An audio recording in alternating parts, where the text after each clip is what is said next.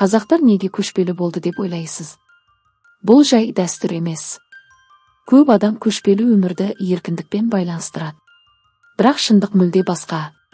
Ұлы далада ауа райы қатал болды. Қыста 40 градус, жазда аптап ыстық. Мал тіршілік көзі еді.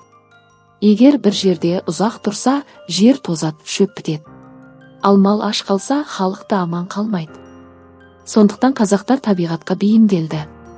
Жайлау, қыстау, көктеу, күзеу бұл жай көш емес, бұл тіршілік жүйесі еді.